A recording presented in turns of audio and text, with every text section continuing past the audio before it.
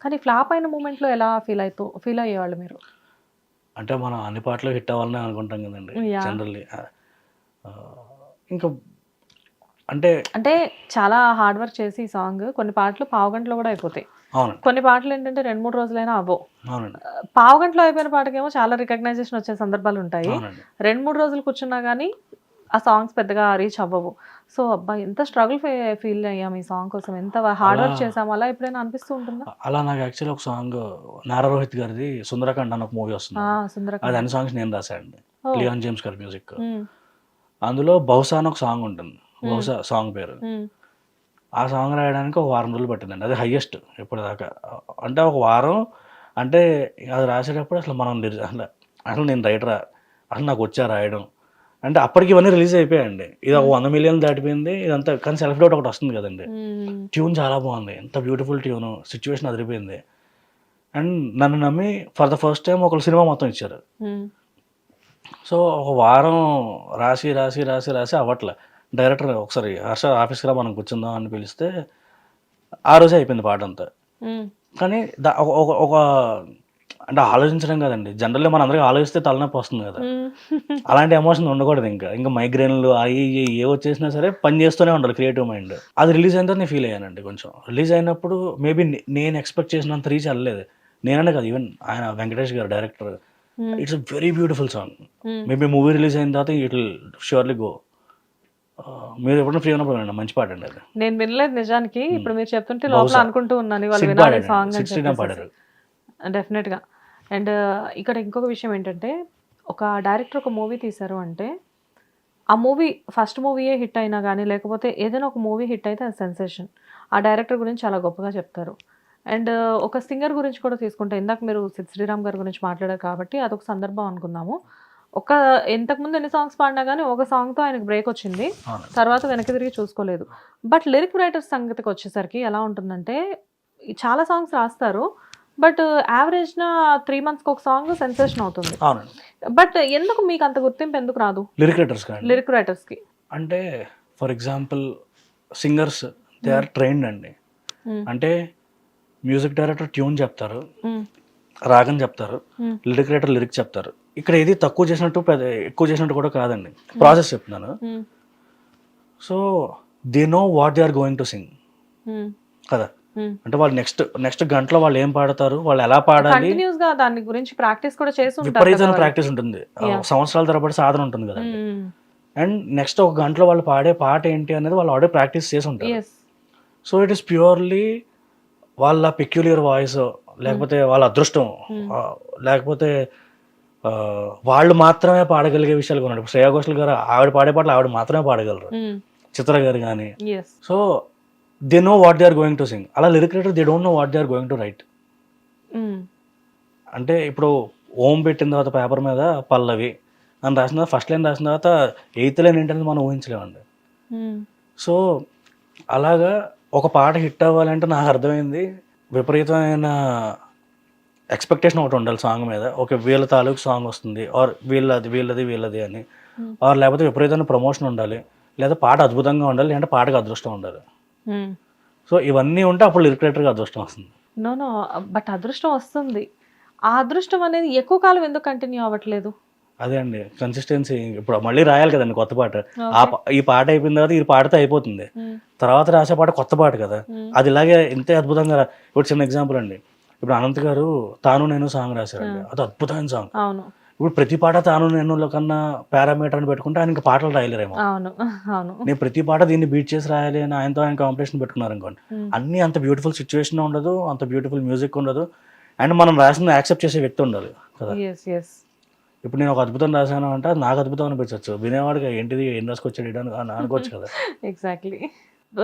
ఇప్పుడు అనంత్ గారు కానివ్వండి, చంద్రబోస్ గారు కానివ్వండి, రామజోగయ్య శాస్త్రి గారు కానివ్వండి, ఇలాంటి వాళ్ళందరూ ఏంటంటే ఆహ్, అందరిలో ఒక వాళ్ళకంటూ వాళ్ళకున్న సీనియారిటీని బట్టి కానివ్వండి, లేకపోతే కాంపిటీషన్ చాలా అప్పుడు కాంపిటీషన్ ఎలా ఉండేదన్నది నాకు పెద్దగా అవగాహన లేదు కానీ, ఇప్పుడున్న కాంపిటీషన్ అయితే అప్పుడు లేదేమో అని నేను ఇప్పుడు హెవీ అనుకుంటున్నాను. ఉందండి. ఇప్పుడు చాలా హెవీ చాలా హెవీ ఉంది. ఉందండి. ఎందుకంటే నాకు తెలిసే ఒక 20 మంది లిరిక్ రైటర్స్ ఉన్నారిప్పుడు.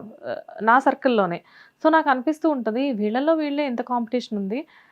ఇక్కడ ఇంకొక విషయం ఏంటంటే, నాకు జరిగిన ఒక కోయిన్సిడెంటల్ థింగ్ కూడా నేను మీతో షేర్ చేసుకుంటాను. ఒక లిరిక్ రైటర్ నాతో ఒక మూవీకి ఏ సాంగ్ రాయబోతున్నారు సార్ అంటే ఈ మూవీలో ఈ సాంగ్ ఈ సిచ్యువేషన్కి సంబంధించిన సాంగ్ రాస్తున్నానండి అని చెప్పారు. అదే మూవీకి అదే సిచ్యువేషన్కి ఇంకో లిరిక్ రైటర్ కూడా అదే సాంగ్ రాస్తున్నా అని చెప్పారు. సో ఇది పాసిబులా, జరుగుతుంటాయా ఇవి? ఓకే, చాలా కామన్. వాళ్ళిద్దరూ మళ్ళీ చిన్న లిరిక్ రైటర్స్ ఏం కాదు, ఇద్దరు కూడా పెద్ద లిరిక్ రైటర్సే. అంతే అండి. ఇప్పుడు ఫర్ ఎగ్జాంపుల్ ఒకటే పాట, ఫర్ ఎగ్జాంపుల్ ఇప్పుడు రామ్ జోగ శాస్త్రి గారు అద్భుతమైన లవ్ సాంగ్స్ రాశారండి. అలానే అనంత్ గారు కూడా అద్భుతాలు రాశారుగా, చంద్రబోస్ గారు చాలా రాశారుగా. ఇప్పుడు మనకి బడ్జెట్ ఉండి టైం ఉంటే తెలిసిన వాళ్ళు అయితే లిరిసిస్టులు ఒకటే ట్యూన్ ముగ్గురుకో నలుగురికో ఐదుగురికో పంపించి వాళ్ళ మధ్యలో వాళ్ళకి తెలియకుండా చిన్న కాంపిటీషన్ పెట్టి మనకు కావాల్సిన అవుట్పుట్ ఎవరి దగ్గర నుంచి వచ్చిందో వాళ్ళకి లాస్ట్లో చప్పట్లు పడతారు. అది వెరీ కామన్. అందులో తప్పే ఉంది అనేది నాకు యాక్చువల్లీ అదేం తప్పు అనిపించలేదండి. ఎందుకంటే ఇప్పుడు at the end of the day cinema is bigger than individuals for sure. Director కన్నా సినిమానే పెద్దది కదండి అది. So at the end of the day ఆ సినిమాకి ఆ సిచ్యువేషన్కి ఏది కరెక్ట్ అనేదే కరెక్ట్.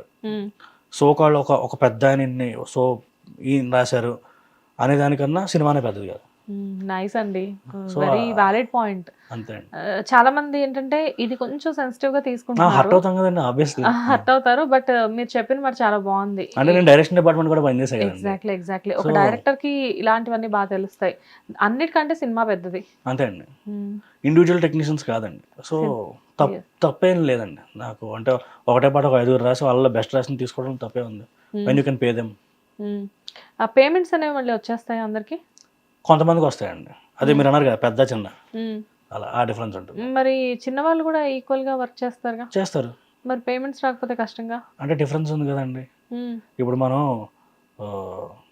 సో బ్రాండ్ నేమ్ అనేది 18వ బ్రాండ్ అవుతుంది.